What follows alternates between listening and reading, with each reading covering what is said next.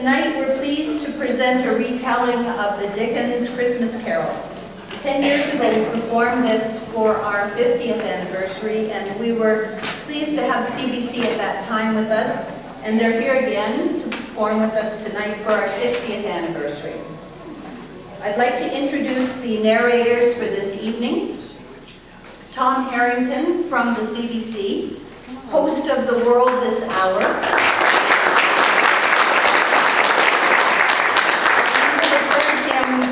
Do the Remembrance Day service from Ottawa. Judy Darragh, she's a longtime member of our congregation. Longtime member of our congregation. Marilyn Fourie, longtime member of our congregation. And Ruth Hopkins, a member of the congregation and the Chancel choir. Please help me to welcome our musicians for the Christmas Medley Prelude: Andrew Jones, Susan Jones, Arthur Jones, and Colin Jones.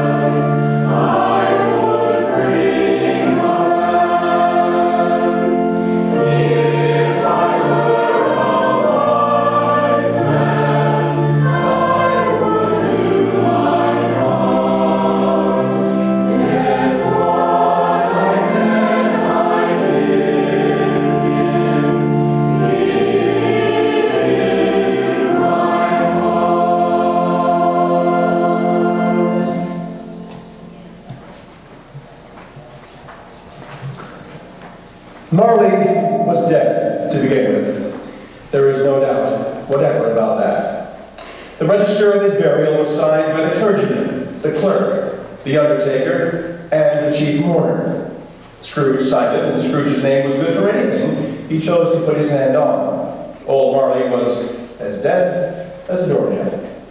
Scrooge knew he was dead. Of course he did. How could it be otherwise? Scrooge and he were partners for, I don't know how many years. Scrooge was his sole executor, his sole administrator, his sole assign, his sole residuary legatee, his sole friend, his sole mourner.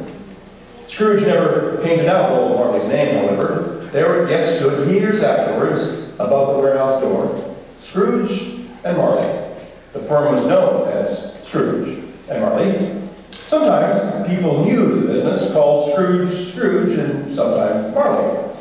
He answered both names. It was all the same to him. Oh, but he was a tight-fisted hand at the grindstone, was Scrooge, a squeezing, wrenching, grasping, scraping, clutching, covetous old sinner. Nobody ever stopped him in the street to say, with gladsome looks, "My dear Scrooge, how are you? When will you come to see me?" No beggars implored him to bestow a trifle. No children asked him what it was o'clock.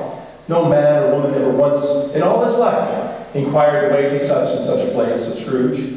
Even the blind man's dogs appeared to know him. And when they saw him coming on, would tug their owners to the doorways and up courts, and then would wag their tails as though they said, "No eye at all is better than an evil eye, dark master." But what did Scrooge care? Once upon a time, of all the good days in the year, upon a Christmas Eve, old Scrooge sat busy in his counting house.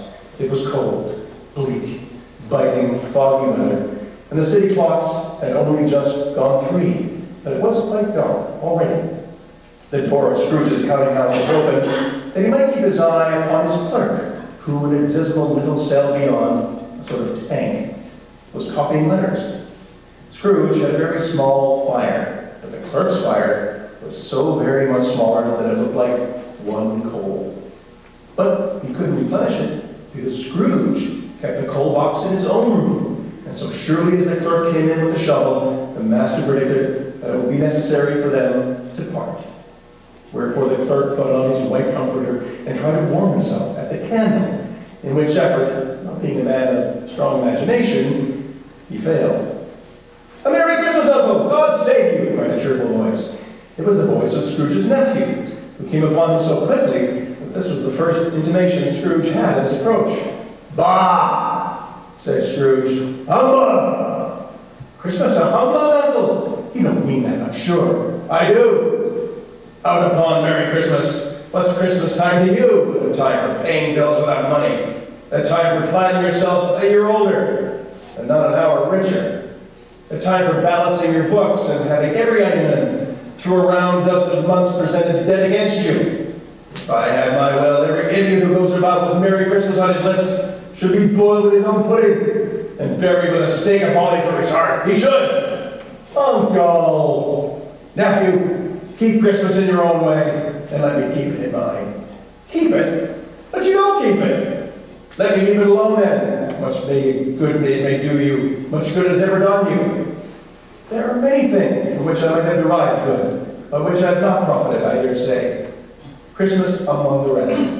But I am sure I have always thought of Christmas time, when it has come around, apart from the veneration due to its sacred origin, if anything belonging to it could be apart from that, as a good time. A kind, forgiving, charitable, pleasant time.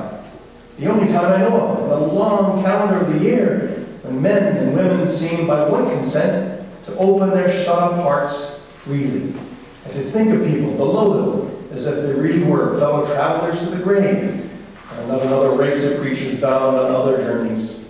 And therefore, Uncle, though it has never put a scrap of gold or silver in my pocket, I believe that it has done me good, and will do me good. And I say, God bless it. The clerk of the tank involuntarily applauded. "Let me hear another sound from you," said Scrooge, "and you'll keep your Christmas by losing your situation. You're quite a powerful speaker, sir," turning to his nephew. "I wonder you don't go into Parliament." "Don't be angry, Uncle. Come, dine with us tomorrow." Scrooge said that he would see him, Yes, indeed he did. He went the whole length of the expression and said that he would see him in that extremity first. But why? Cried Scrooge's nephew. Why? Why did you get married? Because I fell in love. Because you fell in love? Growled Scrooge, as if that were the only thing in the world more ridiculous than a Merry Christmas. Good afternoon. Nay, uncle, you never came to see me before that happened. Why give it as a reason for not coming now? Good afternoon. I want nothing from you. I ask nothing of you. Why can't we be friends? Good afternoon. I'm sorry with all my heart to find you so resolute. You have never had any quarrel, to which I have been a party. But I've made the trial in homage to Christmas, and I'll keep my Christmas humor to the last. So, a Merry Christmas, Uncle. Good afternoon. And Happy New Year. Good afternoon! His nephew left the room without an angry word, notwithstanding. The clerk, letting Scrooge's nephew out, had let two other people in. They were portly gentlemen, pleasant to behold, and now stood with their hats off in Scrooge's office.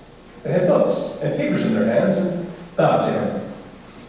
Scrooge and Marley's, I believe, said one of the gentlemen, referring to his list. Have I the pleasure of addressing Mr. Scrooge or Mr. Marley? Mr. Marley has been dead these 7 years. He died 7 years ago, this very night.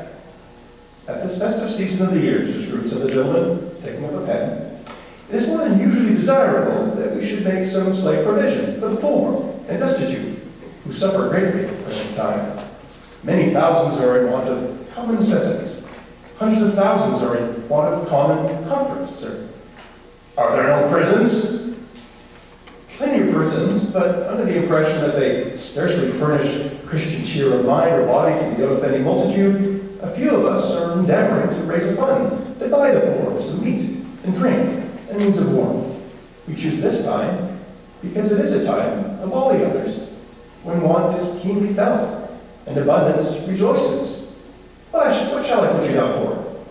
Nothing! Oh, you wish to be anonymous? I wish to be left alone.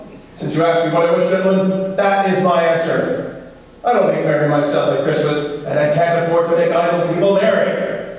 I help to support the prisons and the workhouses. They cost enough, and those who are badly off must go there. Many can't go there, and many would rather die. If they would rather die, they had better do it, and decrease the surplus population. At length, the hour of shutting up the counting house arrived. With an ill will, Scrooge, dismounting from his stool, tacitly admitted the fact, the expectant clerk in the tank, who instantly snuffed out his candle and put on his hat. You'll want all day tomorrow, I suppose. If quite convenient, sir. It's not convenient, and it's not fair. And if I was to stop at half a crown for it, you think yourself mightily ill-used, I'll be bound? Yes, sir. And yet, you don't think me ill-used when I pay a day's wage for no work? It's only once a year, sir. A poor excuse for picking a man's pocket every 25th day of December. But I suppose you must have the whole day, be here all the earlier the next morning. The clerk promised that he would. And Scrooge walked out with a growl. The office was closed in a twinkling, and the clerk, the long ends of his white comforter dangling below his waist, for he boasted no great coat, went down a slide at the end of a lane with boys 20 times in honor of its being Christmas Eve, and then ran home as hard as he could to play blind man's blood. Oh,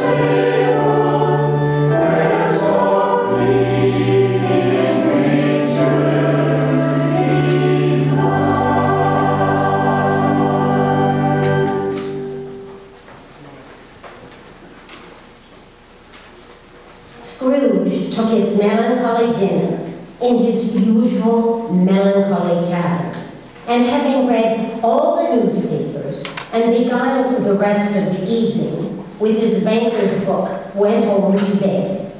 He lived in chambers which had once belonged to his deceased partner, Jacob Marley. They were a gloomy suite of rooms in a lowering pile of building. The building was old enough now and dreary enough, for nobody lived in it but Scrooge, the other rooms all offices. Now, it is a fact that there was nothing at all particular about the knocker on the door of his house, except it was very large. Also, that Scrooge had seen it morning and night during his whole residence in that place, and that Scrooge had as little of what is called fancy about him as any man in the city of London. And yet, Scrooge, having his key in the lock of the door, saw in the knocker, without its undergoing any intermediate process of change, not a knocker, but Marley's face. Marley's face? With a dismal light about it, like a bad lobster in a dark cellar. It wasn't angry or ferocious, but it looked at Scrooge as Marley used to look, with ghostly spectacles turned up upon his ghostly forehead. As Scrooge looked fixedly at the phenomenon, it was a knocker again. Oh, humbug, he muttered, and closed the door with a bang. The sound resounded through the house like thunder. Every room above and every cask in the wine merchant's cellar below appeared to have a separate peal of echoes of its own. Scrooge was not a man to be frightened by echoes. He fastened the door and walked across the hall and up the stairs, slowly too, trimming his candle as he went. Up Scrooge went, not caring a button for its being very dark. Darkness is cheap, and Scrooge liked that. But before he shut his heavy door, he walked through his rooms to see that all was right. He had just enough recollection of the face to desire to look at. Sitting room, bedroom, lumber room, all as it should be. Nobody under the table, nobody under the sofa. A small fire in the grate, spoon and basin ready, and a little saucepan of gruel. Scrooge had a coal in his head upon the hob. Nobody under the bed, nobody in the closet, nobody in the dressing gown, which was hanging up in a suspicious attitude against the wall. Quite satisfied, he closed the door and locked himself in, double-locked himself in, which was not his custom. Thus secured with surprise, he took off his cravat, put on his dressing gown, slippers, nightcap, and sat down before the very low fire to make his gruel. As he threw his head back in the chair, his glance happened to rest upon a bell, a disused bell that hung in the room and communicated for some purpose now forgotten with a chamber in the highest story of the building. It was with great astonishment and with a strange, inexplicable dread that as he looked, he saw this bell begin to swing. Soon it rang out loudly, and so did every bell in the house. This was succeeded by a clanking noise deep, deep down below, as if some person were dragging heavy chains over the casks in the wine merchant's cellar. Then he heard the noise much louder on the floors below, then coming up the stairs, then coming straight towards his door. It came on through the door, and a spectre passed into the room before his eyes. And upon its coming in, the dying flame leapt up, as though it cried, "I know him, it's Marley's ghost." Same face, the very same Marley, in his pigtail, usual waistcoat, tights, and boots. His body was transparent, so that Scrooge, observing him and looking through his waistcoat, could see the 2 buttons on his coat behind. Scrooge had often heard it said that Marley Marley had no bowels, but he never believed it till now. No, nor did he believe it even now, though he looked the phantom through and through and saw it standing before him, though he felt the chilling influence of its death-cold eyes, and noticed the very texture of the folded kerchief bound around its head and its chin. He was still incredulous. "How now," said Scrooge, caustic and cold as ever. "What do you want with me?" "Much." Marley's voice, no doubt about it. "Who are you?" "Ask me who I was." Who were you then?" "In life, I was your partner, Jacob Marley." Can you sit down?" "I can." "Well, do it then." Scrooge asked the question because he didn't know whether a ghost so transparent might find himself in a condition to take the chair. But the ghost sat down on the opposite side of the fireplace as if he were quite used to it. "You don't believe in me." "I don't." "What evidence would you have of my reality beyond that of your senses?" "I don't know." "Why do you doubt your senses?" "Because a little thing affects them. A slight disorder of the stomach makes them cheat. You can be a bit of undigested beef, a glob of mustard, a crumb of cheese, a fragment of underdone potato. There's more gravy than a grave about you, whoever you are." Scrooge was not much in the habit of cracking jokes, nor did he feel in his heart by any means waggish then. The truth is, he tried to be smart as a means of distracting his own attention and keeping down his horror. But how much greater was his horror when the phantom, taking off that bandage around his head as if it were too warm to wear indoors, his lower jaw dropped right onto his chest. "Oh, mercy, mercy, dreadful apparition, why do you trouble me? Why do spirits walk the earth, and why do they come to me?" It is required of every man that the spirits within him should walk abroad among his fellow men and travel far and wide. And if that spirit goes not forth in life, it is condemned to do so after death. I cannot tell you all I would, a very little more is permitted me. I cannot rest, I cannot stay, I cannot linger anywhere. My spirit never walked beyond our counting house.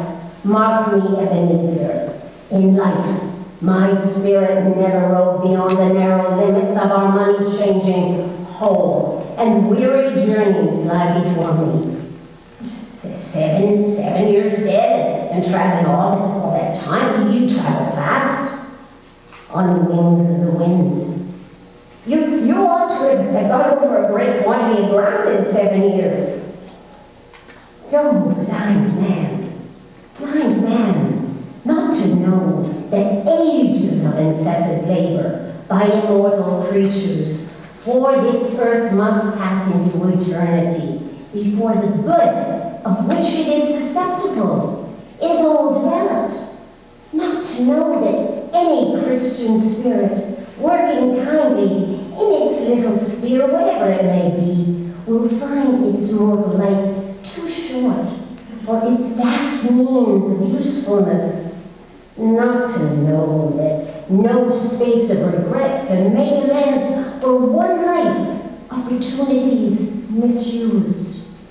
Yes. Oh, yet I was like this man. I once was like this man. But Jacob, you were always a good man in business, faltered Scrooge, who now began to apply all this to himself. Business? Mankind was my business. The common welfare was my business. Charity, mercy, Forbearance and benevolence were all my business. The dealings of my trade were but a drop of water in the comprehensive ocean of my business. It held up its arm, the chain on its arm, as if that were the cause of its unavailing grief, and flung it heavily upon the ground again. At this time of the rolling year, I suffer most. Why did I walk through crowds of fellow beings with my eyes turned down, and never once raised them to that blessed star which led the wise men to a poor abode? Were there no poor homes to which its light could have conducted me? For Scrooge was very much dismayed to hear the spectacle going on at this rate, and began to quake exceedingly. Oh, hear me, my time is nearly done. I will, but, oh, Jacob, don't be hard on me, don't be flowery, pray, Jacob. I am here tonight to warn you that you have yet a chance of hope, and hope of escaping my fate, a chance and hope of my procuring Ebenezer. You always were a good friend to me, thank you. You will be haunted by 3 spirits. Is that the chance and hope you mentioned? Jacob, I think I'd rather not. Without their visits, you cannot hope to shun the path I tread. Expect the first tomorrow night when the bell tolls 1. Expect the second on the next night at the same hour. The third upon the next night when the last stroke of 12 has ceased to vibrate. Look to see me no more. And look that for your own sake you remember what has passed between us.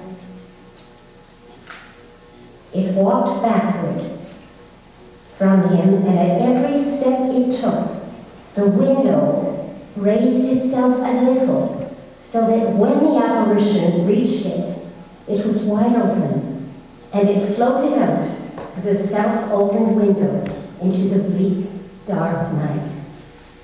Scrooge closed the window, examined the door by which the ghost had entered.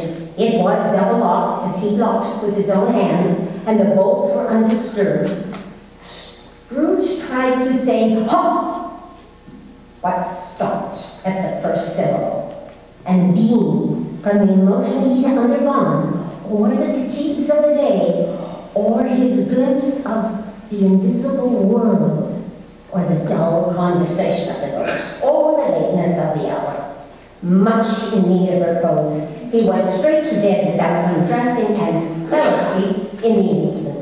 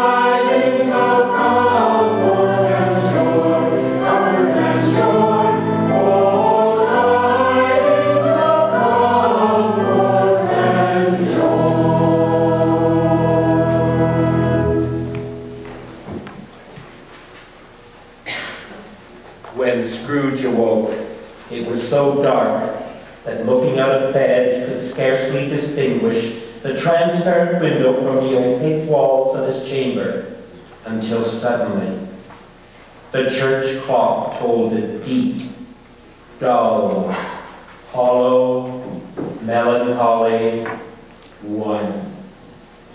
Light flashed up in the room upon the instant, and the curtains of his bed were drawn by a strange figure.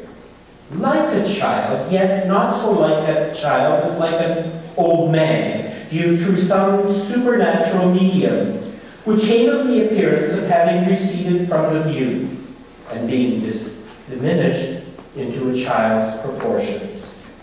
Its hair, which hung about its neck and down its back, was white as if with age, and yet the face had not a wrinkle in it, and the tenderest bloom was on the skin. It held a branch of fresh green holly in its hand, and, in singular contradiction of that wintry emblem, had its dress trimmed with summer flowers. But the strangest thing about it was that from the crown of its head there sprung a bright, clear jet of light, by which all was visible, and which was doubtless the occasion of its using in its duller moments. A great extinguisher for a cap, which it now held under its arm. Are you the spirit, sir, whose coming was foretold to me? I am. Who and what are you? I am the ghost of Christmas past. Long past? No, your past. The things that you will see with me are shadows of the things that have been. They will have no consciousness of us. Rise and walk with me. It would have been in vain for Scrooge to plead that the weather was, and the hour was not adapted to pedestrian purposes. The bed was warm, and the thermometer a long way below freezing, that he was clad but lightly in his slippers, dressing gown, and nightcap. And he had a bit of a cold coming upon at the time. The grass, though gentle as a woman's hand, was not to be resisted. He rose, but finding that the spirit made towards the window, clasped his robe in supplication. I am mortal, I am liable to fall. There, but touch my hand there, said the spirit, laying it upon his heart, and you shall be upheld in more than this. As these words were spoken, they passed through the wall and stood in busy thoroughfares of the city. It was made plain enough by the dressing of the shops that here, too, it was Christmas time. The ghost stopped at a certain warehouse door and asked Scrooge if he knew it. Know it? I was apprentice there. They went in. At the sight of an old gentleman in a Welsh wig sitting behind such a high desk that if he had been 2 inches taller, he might have knocked his head against the ceiling. Scrooge cried in great excitement, "Why, it's old Fezziwig! Bless his heart, it's Fezziwig alive again!" Old Fezziwig laid down his pen and looked up at the clock, which pointed to the hour 7. He rubbed his hands, adjusted his capacious waistcoat, laughed all over himself, from his shoes to his organs of benevolence, and called out in a comfortable, oily, rich, fat, and jovial voice, "Yo-ho there, Ebenezer! Dick!" A living and moving picture of Scrooge's former self, a young man came briskly in, accompanied by his fellow apprentice. "Dick Williams, to be sure," said Scrooge to the ghost. "My old fellow apprentice, bless him, yes, there he is. He was very attached to me, was Dick. Oh, poor Dick. Dear, dear Dick." "Yo-ho, my boy," said Fezziwig. "No more work tonight. Christmas Eve, Dick. Christmas, Ebenezer. Let's have the shutters up before a man can say Jack Robinson. Clear away, my lads, and let's have lots of room here. Clear away." There was nothing that wouldn't have been cleared away, or couldn't have been cleared away, with old Fezziwig looking on. It was done in a minute. Every movable was packed off, as if it were diminished from public life forevermore. The floor was swept and watered, the lamps were trimmed, Fuel was heaped upon the fire, and the warehouse was as snug and warm and dry and bright a ballroom as you would ever desire to see upon a winter's night. In came a fiddler with a music book, and went up to the lofty desk, and made an orchestra of it, and tuned like 50 stomach aches. In came Mrs. Fezziwig, one vast, substantial smile. In came the 3 Miss Fezziwigs, beaming and lovable. In came the 6 young fellows whose hearts they broke. In came all the young men and women employed in the business. In came the housemaid with her cousin, the baker. In came the cook with her brother's particular friend, the milkman. In they all came one after another, some shyly, some very boldly, some gracefully, some awkwardly, some pushing, some pulling. In they all came anyhow and everyhow. Away they all went, 20 couple at once, hands half round the back again and the other way, down the middle and up again, round and round in various stages of affectionate grouping. Old top couple always turning up in their own place. New top couple starting off again as soon as they got there. All top couples at last, and not a bottom one to help it. When this result was brought about, then old Fezziwig, clapping his hands to stop the dance, cried out, "Well done!" And the fiddler plunged his hot face into a pot of porter, especially provided for the purpose. There were more dances, and there were forfeits, and more dances, and there was cake, and there was negus, and there was a great piece of cold roast, and then there was a great piece of cold boiled, and there were mince pies, and plenty of beer. But the great effect of the evening came after the roast and boiled, when the fiddlers struck up Sir Roger de Cavalier. Then old Fezziwig stood out to dance with Mrs. Fezziwig. Top couple too, with a good stiff piece of work cut out for them. 3 or 4 and 20 pair of partners. People who were not to be thrilled with. People who would dance and had no notion of walking. But if they had been twice as many, oh, I say 4 times, old Fezziwig would have been a match for them all. And so would Mrs. Fezziwig.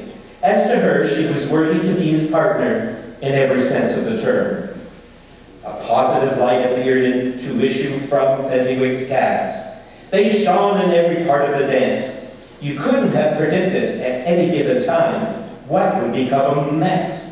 And when old Fezziwig and Mrs. Fezziwig had gone through all the dance, advance and retire, turn your partner, bow and curtsy, corkscrew, thread the needle, and back again to your place, Fezziwig cut so deftly that he appeared to wink with his legs. When the clock struck 11, this domestic ball broke up. Mr. and Mrs. Fezziwig took their stations on either side of the door, and shaking hands with every person individually as he or she went out, wished him or her Merry Christmas. When everybody had retired but the 2 prentices, they did the same to them, and thus the cheerful voices died away, and the lads were left to their beds, which were under the counter in the back shop. "A small matter," said the ghost, "to make these silly folks so full of gratitude.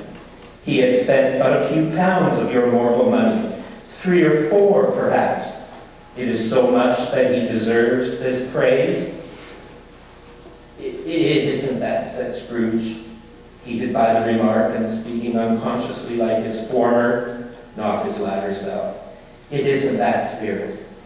He has the power to render us happy or unhappy, to make our service light or burdensome, a pleasure or a toil. Say this, his power lies in words and looks, in things so slight and insignificant that it is impossible to add and count them up. What then? The happiness he gives is quite as great as if it cost a fortune." He felt the Spirit's glance and stopped. "What's the matter?" Nothing in particular. Something, I think. No. I would like to be able to say a word to my clerk just now. That's all. My time grows short, observed the spirit. Quick! This was not addressed to Scrooge or to anyone who he could see, but it produced an immediate effect. For again he saw himself. He was a little older now, a man in the prime of his life. He was not alone, but sat by his side of a fair young girl in a black dress, in whose eyes were tears. It matters little, she said softly to Scrooge's former self. To you, very little. Another idol has displaced me. And if it can comfort you in time to come, as I would have tried to do, I have no just cause to grieve. What idol has displaced you? A golden one. I have seen your nobler aspirations fall off one by one until the master passion gain engrosses you. Have I not? What then?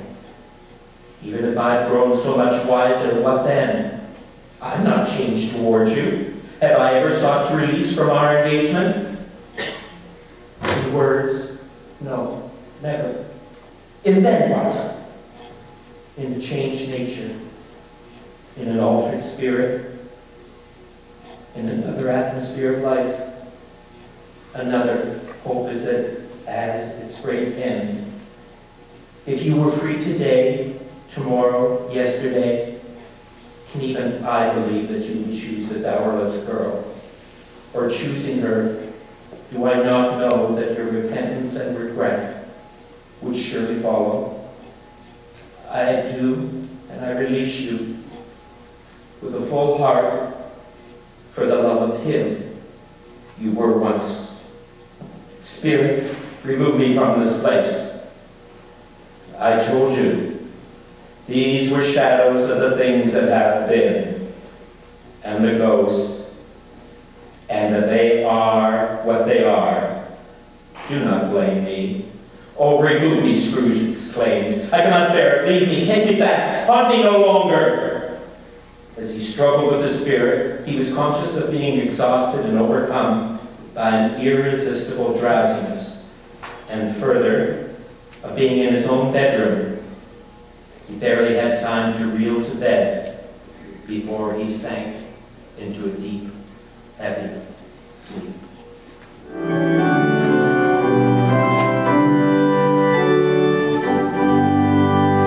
Oh,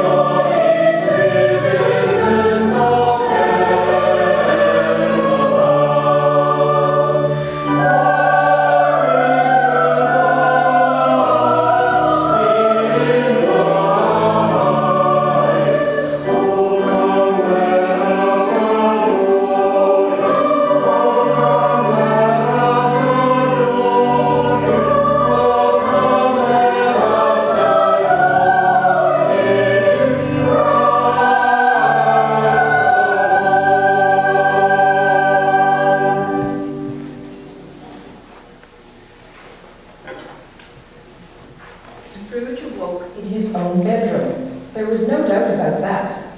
But it, and his own adjoining sitting room, into which he shuffled in his slippers, attracted by a great light there, had undergone a surprising transformation.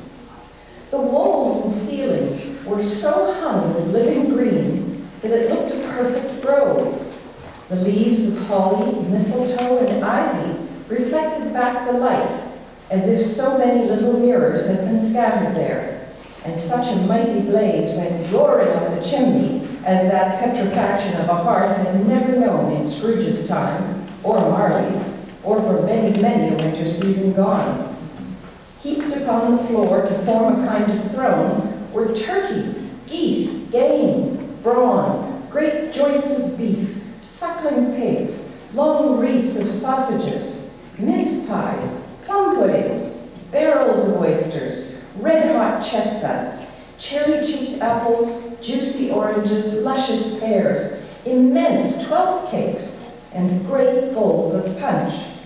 In easy state upon this couch, there sat a giant, glorious to see, who bore a glowing torch in shape not unlike Plenty's horn, and who raised it high to shed its light on Scrooge as he came creeping round the door. Come in, and know me better, man. I am the ghost of Christmas present. Look upon me. You have never seen the likes of me before. Never. Have never walked forth with the young members of my family, meaning, for I am very young, my elder brothers born in these later years, pursued the phantom. I don't think I have. I'm afraid I have not. Have you had many brother spirits? More than 1,800.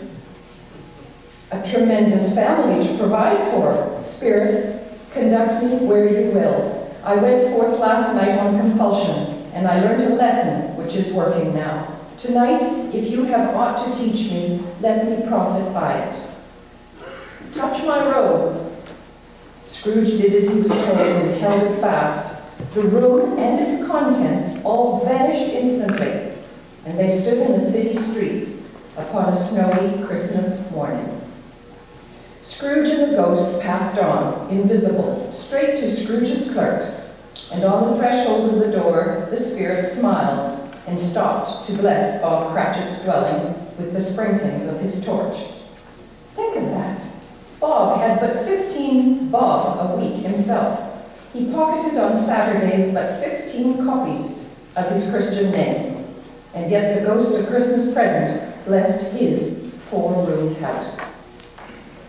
Then up rose Mrs. Cratchit, Cratchit's wife, dressed out but poorly in a twice-turned gown, but brave in ribbons, which were cheap and made a goodly show for 6pence.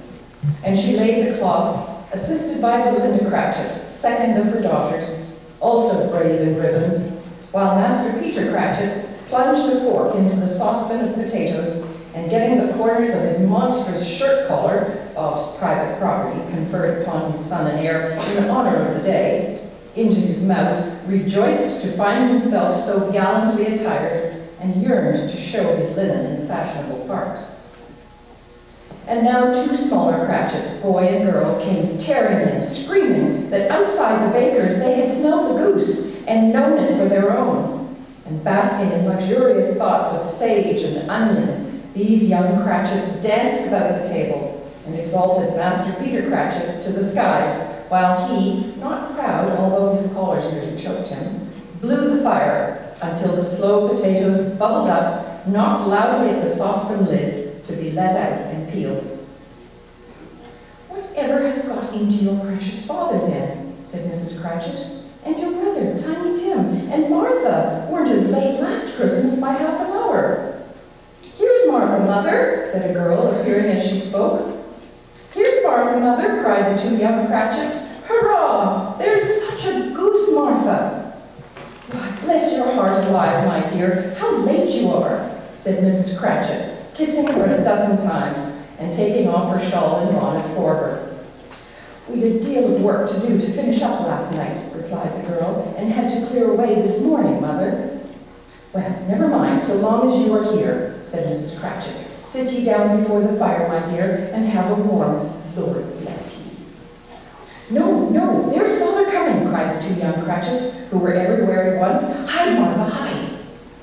So Martha hid herself, and in came little Bob, the father, with at least 3 feet of comforter, exclusive of the fringe, hanging down before him, and his threadbare clothes darned up and brushed to look seasonable, and Tiny Tim upon his shoulder. Alas, for Tiny Tim, he bore a little crutch, and had his limbs supported by an iron frame. Why, where's our Martha? Cried Bob, looking round. Not coming, said Mrs. Cratchit. Not coming, said Bob, with a sudden declension in his high spirits, for he had beaten Tim's blood horse all the way from church, and had come home rampant. Not coming on Christmas Day? Martha didn't like to see him disappointed, even if it were a joke, so she came out prematurely from behind the closet door and ran into his arms, while the two young Cratchits hustled Tiny Tim and bore him off into the wash-house so he might hear the pudding singing in the copper. And how did little Tim behave? Asked Mrs. Cratchit, when she had rallied Bob on his credulity, and Bob had hugged his daughter to his heart's content. As good as gold, said Bob, and better. Somehow he gets thoughtful, sitting by himself so much, and thinks the strangest things you ever heard. He told me coming home that he hoped the people he saw in the church, because he was a cripple, and it might be pleasant to them to remember upon Christmas Day who made lame beggars walk and blind men see. Bob's voice was tremulous when he told them this, and trembled more when he said that Tiny Tim was growing strong and hearty. His active little crutch was heard upon the floor, and back in came Tiny Tim before another word was spoken, escorted by his brother and sister to his stool beside the fire, and while Bob, turning up his cuffs, as if, poor fellow, they were capable of being made more shabby, compounded some hot mixture in a jug with gin and lemons, and stirred it round and put it on the hob to simmer. Master Peter and the two ubiquitous young Cratchits went to fetch the goose, with which they soon returned in high procession. Mrs. Cratchit made the gravy, ready beforehand in a little saucepan, hissing hot. Master Peter mashed the potatoes with incredible vigor. Miss Belinda sweetened up the applesauce. Martha dusted the hot plates. Bob took Tiny Tim beside him in a tiny corner at the table. The two young Cratchits set chairs for everybody, not forgetting themselves, and mounting guard upon their posts, crammed spoons into their mouths, lest they should shriek for goose before their turn came to be helped. At last the dishes were set on, and grace was said. It was success by a breathless pause, as Mrs. Cratchit, looking slowly along the carving knife, prepared to plunge it into the breast. But when she did, and when the long-expected gush of stuffing issued forth, one murmur of delight arose all round the board, and even Tiny Tim, excited by the two young Cratchits, beat on the table with the handle of his knife and feebly cried, "Hurrah!"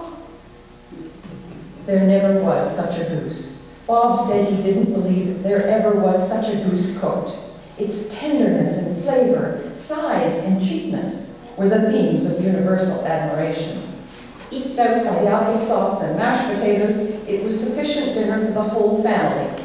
Indeed, as Mrs. Cratchit said, with great delight, surveying one small atom of a bone upon the dish, they had eaten it all at last. Yet everyone had had enough, and the youngest Cratchits in particular were steeped in sage and onion to the eyebrows. But now, the plates being changed by Miss Belinda, Mrs. Cratchit left the room alone, too nervous to bear witness, to take the pudding up and bring it in. Suppose it should not be done enough. Suppose it should break in turning out. Suppose somebody should have gone over the wall in the backyard and stolen it while they were merry with the goose. A supposition at which the two young Cratchits became livid. All sorts of horrors were supposed. Hello, at last! A great deal of steam. The pudding was out of the copper, a smell like a washing day. That was the cloth. A smell like an eating house and the pastry cooks next door to each other, with the laundresses next door to that. That was the pudding. In half a minute, Mrs. Cratchit entered, flushed but smiling proudly, with the pudding like a speckled cannonball, so hard and firm, blazing in half a quartern of ignited brandy, and bedight with Christmas holly stuck into the top. "Oh, a wonderful pudding," Bob Cratchit said, and calmly, too, that he regarded it as the greatest success achieved by Mrs. Cratchit since their marriage. Mrs. Cratchit said that now the weight was off her mind, she would confess that she had had her doubts about the quantity of flour. Everybody had something to say about it, but nobody said or thought that it was at all a small pudding for such a large family. Any Cratchit would have blushed to hint at such a thing. At last the dinner was all done, the cloth was cleared, the hearth swept, and the fire made up. The compound in the jug being tasted and considered perfect, apples and oranges were put upon the table, and a shovelful of chestnuts on the fire. Then all the Cratchit family drew round the hearth in what Bob Cratchit called a circle, and at Bob Cratchit's elbow stood the family display of glass, 2 tumblers, and a custard cup without a handle.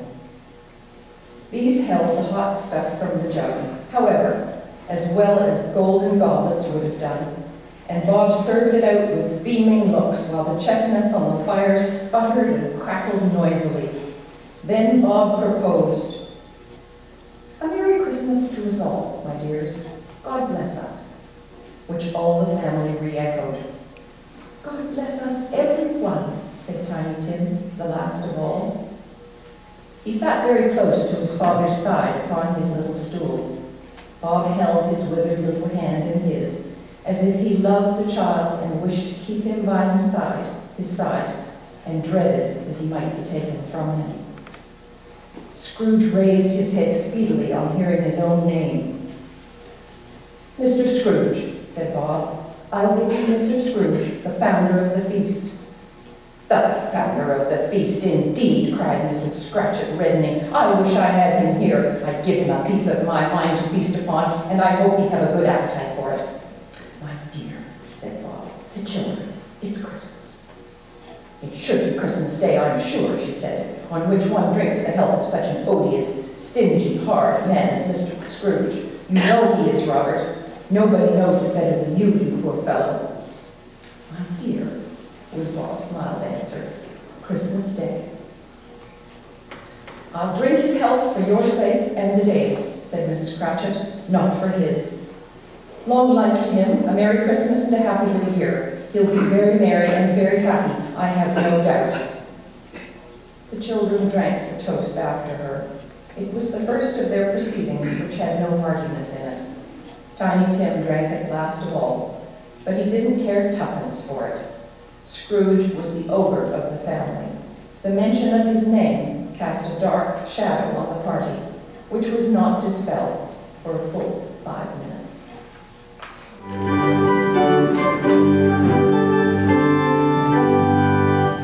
And what was in the ship so free on Christmas Day, on Christmas Day? And what was in the ship so free on Christmas Day in the morning? Great rivers sail the ship so free on Christmas Day, on Christmas Day. Great rivers sail the ship so free on Christmas Day in the morning. And let us all rejoice amain on Christmas Day, on Christmas Day. And let us all rejoice amain on Christmas Day in the morning.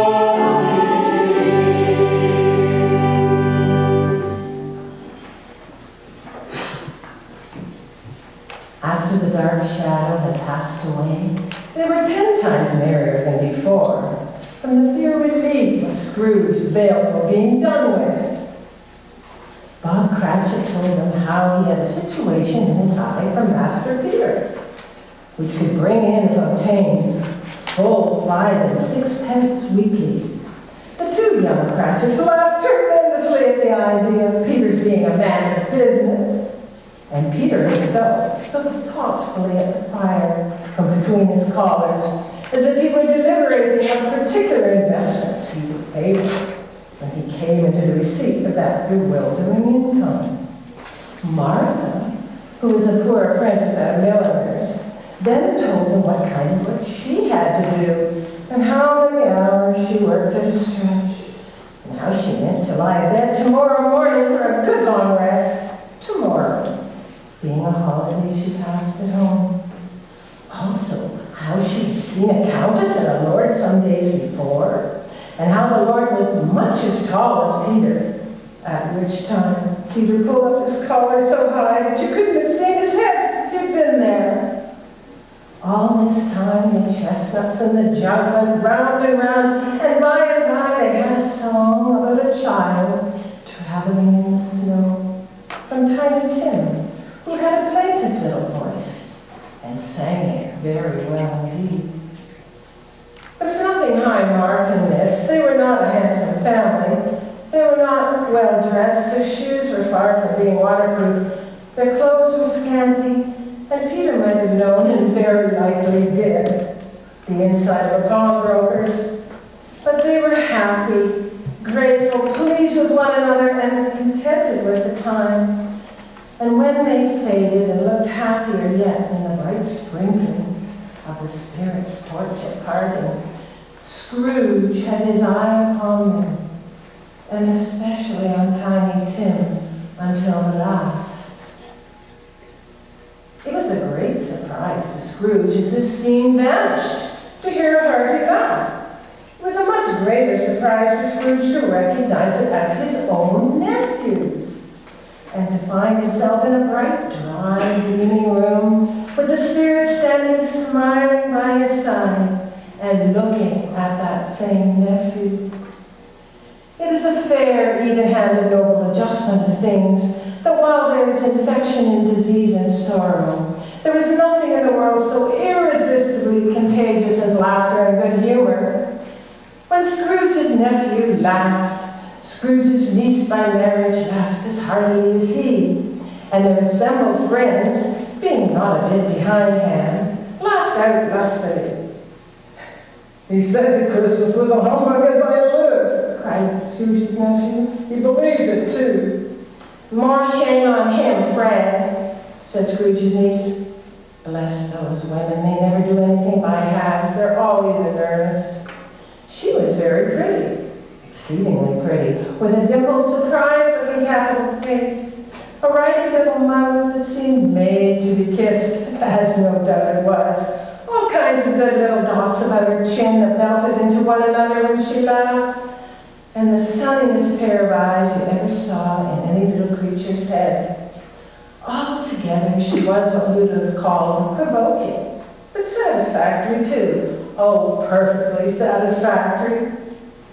"He's a comical old fellow," said Scrooge's nephew. "That's the truth, and not so pleasant as he might be. However, his offenses carry their own punishment, and I have nothing to say against him. Who suffers by his ill whims? Himself, as always. Here, he takes it into his head to dislike us, and he won't even come to dine with us. What's the consequence? You don't lose much of the dinner." "Indeed, I think he loses a very good dinner," interrupted Scrooge's niece. Everybody else said the same, and they must be allowed to have been competent judges, because they just had their dinner, with the dessert upon the table, clustered around the fire by lamplight. "Well, I'm very glad to hear it," said Scrooge's nephew, "because I haven't any great faith in these young housekeepers. What do you say, Topper?"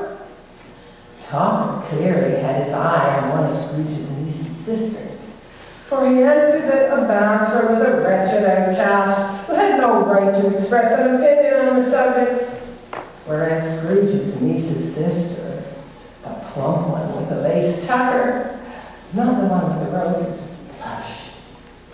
After tea, they had some music.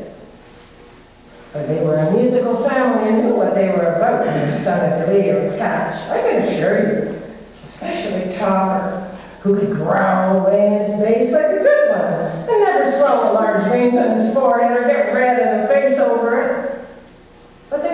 devote the whole evening to music. After a while, we played at forfeits, for it's good to be a child sometimes. And never better than at Christmas when its mighty founder was a child himself. There was first a game at blind man's bluff. And I no more believe Topper was really blinded than I believe he had eyes in his boots. Because the way in which he went after that plump sister in the lace tucker was an outrage on the credulity of human nature. Knocking down the fire irons, tumbling over the chairs, bumping up against the piano, smothering himself among the curtains. Wherever she went, there went he. He always knew where the plump sister was. He wouldn't catch anybody else. If you had fallen up against him, as some of them did, and stood there, he would have made a feint and endeavoring to seize you, which would have been an affront to your understanding, and he would instantly have sidled off in the direction of the plump sister.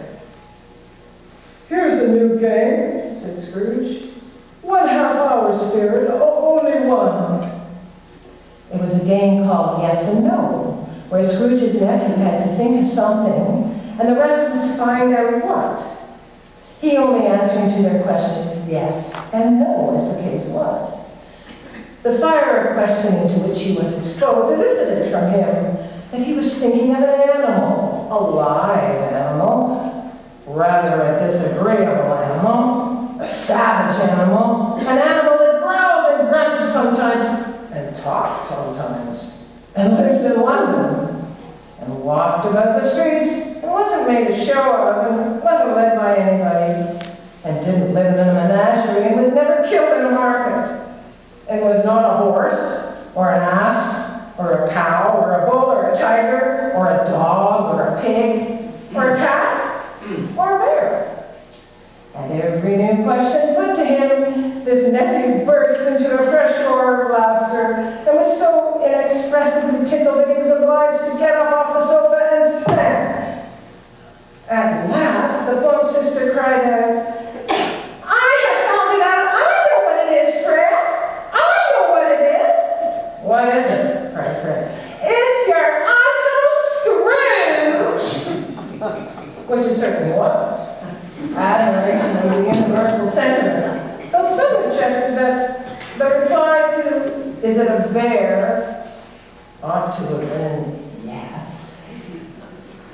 Uncle Scrooge had imperceptibly become so gay and light of heart that he would have to drink to an unconscious company in an inaudible speech.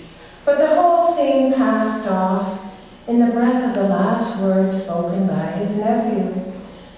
And he and the Spirit were again upon their travels. Much they saw, and far they went, and many homes they visited, but always with a happy end. The Spirit stood beside sick beds, and they were cheerful. On foreign lands, and they were close at home. By struggling men, and they were patient in their greater hope. By poverty, and it was rich. In almshouse, hospital, and jail, in misery's every refuge, where vain man in his little brief authority had not made fast the door and barred the Spirit out, he left his blessing and taught Scrooge his precepts. Suddenly, as they stood together in an open place, the bell struck 12.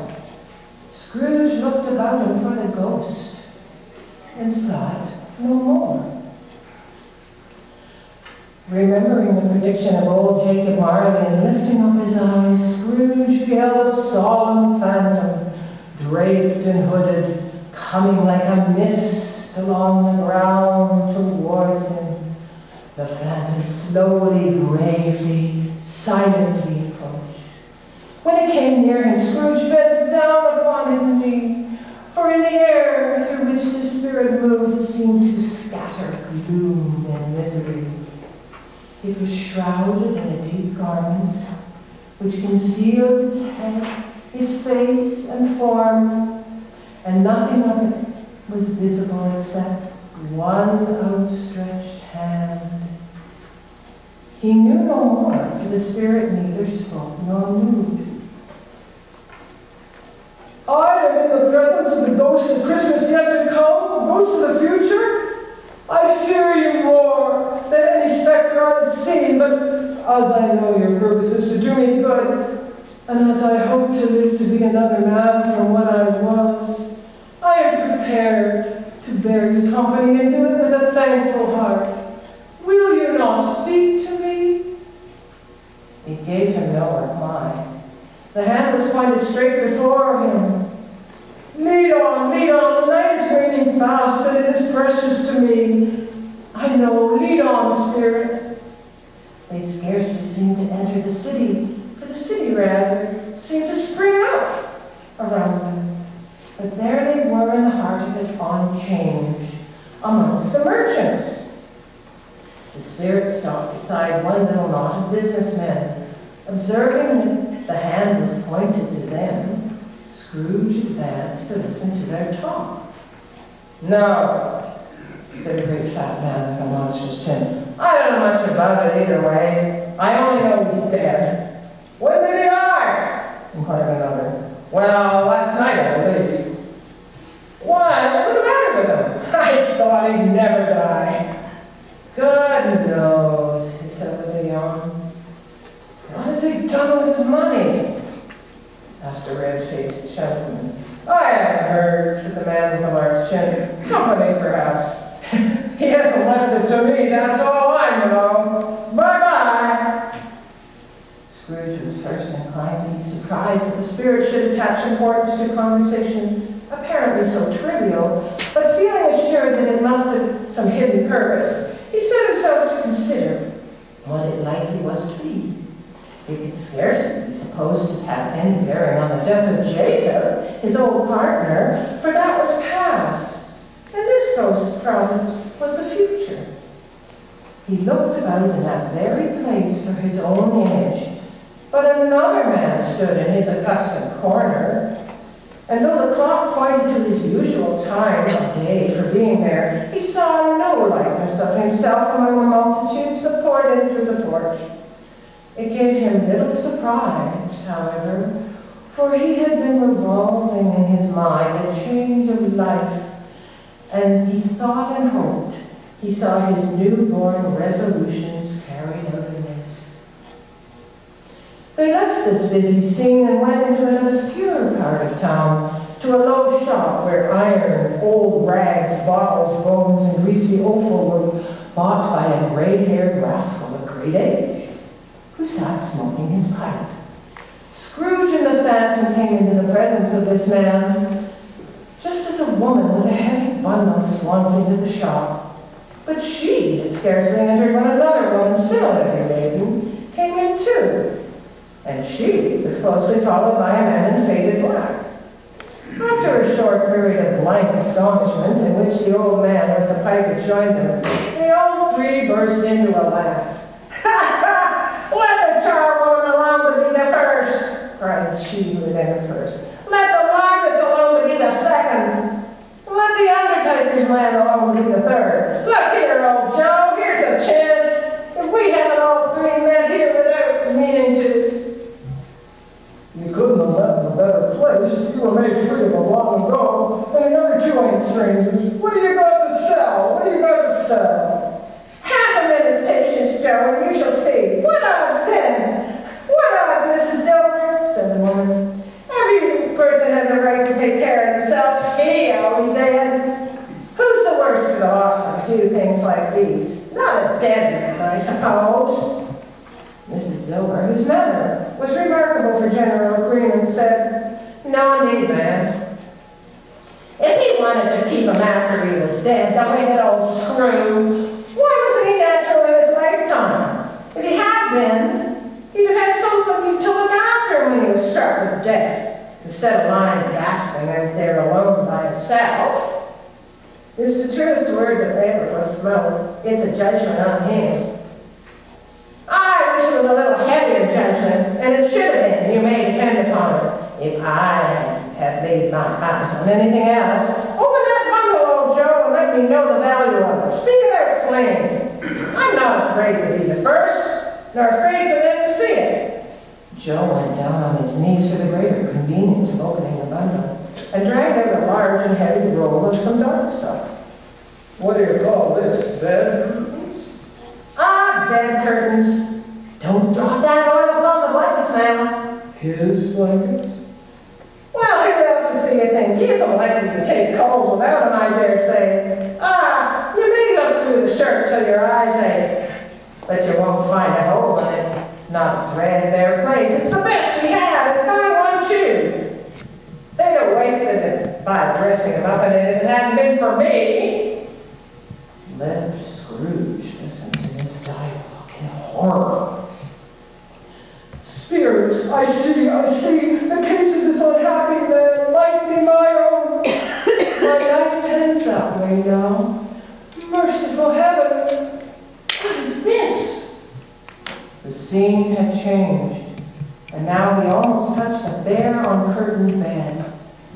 A pale light rising in the outer air fell straight upon his bed, and on it, unwatched, unwept, uncared for, was the body of this plundered man on the moon.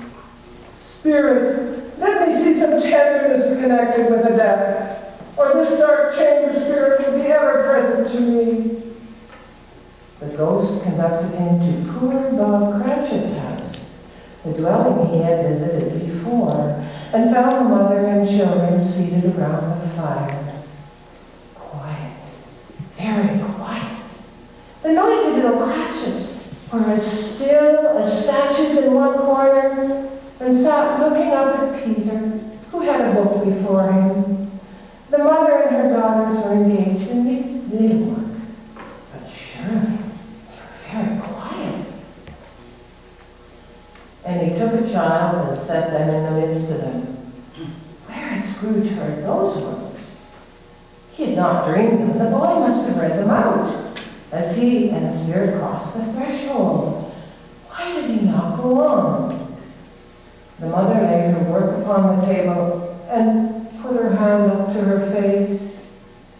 "The color hurts my eyes," she said. "The color? Oh, poor Tiny Tim. They're better now again. It makes them weep by candlelight, and I wouldn't show weak eyes to your father when he comes home for the world. It must be near his time." "Past it, rather," Peter answered, shutting up his book. "But I think he has walked a little slower than he used to these last few evenings, Mother. I have known him walk with Tiny Tim upon his shoulder, very fast indeed." "And so have I," said Peter, "often." "And so have I," exclaimed another. So had all. "But he was very light to carry, and his father loved him so. There was no trouble. Oh, and there's your father at the door." She hurried out to meet him, and Bob and his comforter, he had the need of it, poor fellow, came in. His tea was ready for him on the hob, and they all tried who should help him to it the most. Then the two young Cratchits got upon his knees and laid, each child a little cheek against his face, as if they said, "Don't mind it, Father, don't be grieved." Bob was very cheerful with them and spoke pleasantly to all the family. He looked at the work upon the table and praised the industry and speed of Mrs. Cratchit and the girls.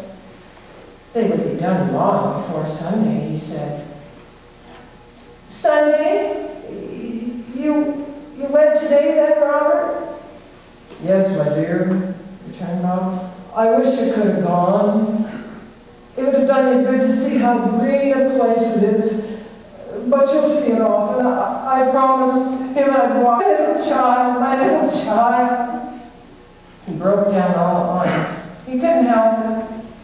If he could have helped it, his child would have been further apart than they were. "Spectre," said Scrooge, "something informs me that our party moment is at hand. I know it, but I know not how. Tell me what man that was with the covered face, who we saw lying dead. Tell me." The ghost of Christmas yet to come conveyed Scrooge to a dismal, wretched, ruinous churchyard. The spirit stood among the graves and pointed down to one. Before I draw nearer to that stone to which you point, answer me one question. Are these the shadows of the things that will be, or are they shadows of the things that may be only? Still, the ghost pointed downward to the grave by which it stood. Men's courses will foreshadow certain ends to which it persevered, and they must lead. But if the courses he departed from, the ends will change. Say it is thus with what you show me. Say it is thus. The spirit was immovable as ever. Scrooge crept towards it, trembling as he went, following the finger, and read upon the stone of the neglected grave his own name, Ebenezer Scrooge. Am I the man who lay upon the bed? No, Spirit, no, no, no. Spirit, hear me. I am not the man I was. I will not be the man I must have been but for this intercourse. Why show me this if I am past all hope? Assure me that I may change these shadows you have shown me by an altered life. For the first time, the kind hand faltered. I will honor Christmas in my heart and try to keep it all year. I will live in the past, the present, and the future. The spirits of all three shall strive within me. I will not shut out the lessons that they teach. Oh, tell me when they sponge away the writing on this stone. Tell me. Holding up his hands in one last prayer to have his face reversed, Scrooge saw an alteration in the phantom's hood and dress. It shrunk, collapsed, and dwindled down into a bedpost.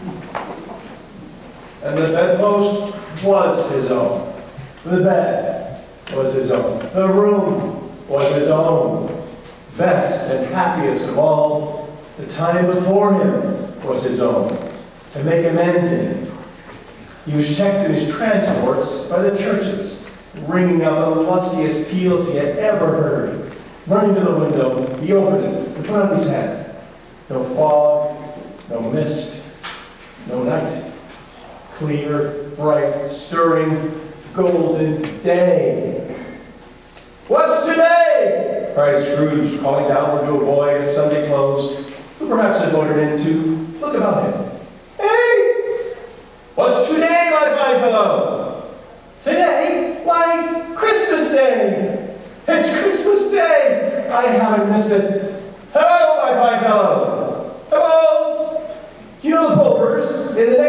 one at the corner. I should know by you. An intelligent boy, a remarkable boy. Do you know whether they've sold the prize turkey that was hanging up there? Not the little prize turkey, the big one. What, the one as big as me? What a delightful boy. It's a pleasure to talk to him. Yes, my buck. It's hanging there now. It is. Go buy it. Walker, exclaimed the boy. No, I am in earnest. Go and buy it, and tell them to bring it here, that I may give them the direction where to take it. Come back with the man, and I'll give you a shilling. Come back with him in less than 5 minutes, and I'll give you half a crown. The boy was off like a shot. I'll send it to Bob Cratchis. He shan't know who sent it. It's the size of Tiny Tim. Joe Miller never made such a joke as sending it to Bob's will be.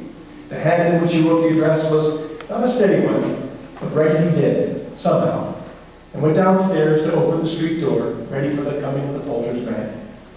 It was a turkey. He never could have stood upon his legs, that bird. It would have snapped him short in a minute, like sticks of sealing wax. He dressed himself all in his best, and last got out onto the streets. The people were by this time pouring forth, as he had seen them, the ghost of Christmas present. And walking with his hands behind him, Scrooge regarded everyone with a delighted smile. He looked so irresistibly pleasant, in a word that 3 or 4 good-humored fellows said, "Good morning, sir, a Merry Christmas to you." And Scrooge said often afterwards that of all the blithe sounds he had ever heard, those were the blithest in his ears. In the afternoon, he turned his steps towards his nephew's house. He passed the door a dozen times before he had the courage to go up and knock. He made a dash, and he did it. "Is your master at home, my dear?" said Scrooge to the girl. "The master? There." "Yes, sir." "Where is he, my love?" "He's in the dining room." "Oh, the mistress." "He knows me," said Scrooge, with his hand already on the dining room wall. "I'll go in here, my dear." "Fred!" "Why, bless my soul," cried Fred. "Who's that?" "It is I, your Uncle Scrooge. I've come to dinner." "Will you let me in, Fred?" "Let him in. It is a mercy he didn't shoot his arm off. He was at home in 5 minutes. Nothing could be harder. His niece looked just the same. So did Tom when he came. So did the plump sister when she came. So did everyone when they came. Wonderful party, wonderful games, wonderful unanimity, wonderful happiness. But he was early at the office next morning. Oh, he was early there. If he could only be there first and catch Bob Cratchit coming late, that was the thing he'd set his heart upon. And he did it. The clock struck 9. No Bob. 1:15. No Bob. Bob was full 18 minutes and a half behind his time. Bob's hat was off before he opened the door. His comforter, too. He was on his stool in a jiffy, driving away with his pen, as if he were trying to overtake 9 o'clock. "Hello!" growled Scrooge in his accustomed voice as he hears it faint. "What do you mean, coming here at this time of day?" "I am very sorry, sir. I'm behind my time." "You are? Yes, you are. I think you are. Step this way, if you please." "It's only once a year, sir. It shall not be repeated. I was making rather merry yesterday, sir." "Now, I'll tell you what, my friend. I'm not going to stand this sort of thing any longer. And therefore," Scrooge continued, leaping from his stool and giving Bob such a dig in his waistcoat that he staggered back into the tank again. "And therefore, I'm about to raise your salary." Bob trembled. He went a little nearer to the ruin. "A Merry Christmas, Bob," said Scrooge, with an earnestness that could not be mistaken as he clapped him on the back. "A Merry Christmas, Bob, my good fellow, that I have given you for many a year. I'll raise your salary. I'll endeavor to assist your struggling family, and we will discuss your affairs this afternoon over a Christmas bowl of smoking bishop, Bob. Make up the fires, and buy a second coal scuttle before you got another eye, Bob Cratchit." Scrooge was better than his word. He did it all, and infinitely more. At a Tiny Tim who did not die. He was a second father. He became as good a friend, as good a master, and as good a man as the good old city knew, or any other good old city. town or borough in the good old world. Some people laughed to see the alteration in him, but his own heart laughed, and that was quite enough for him. He had no further intercourse with the spirits, but lived in that respect upon the total abstinence principle ever afterwards. And it was always said of him that he knew how to keep Christmas well, if any man alive possessed that knowledge. May that be truly said of us, and all of us. And so, as Tiny Tim observed, God bless us, everyone.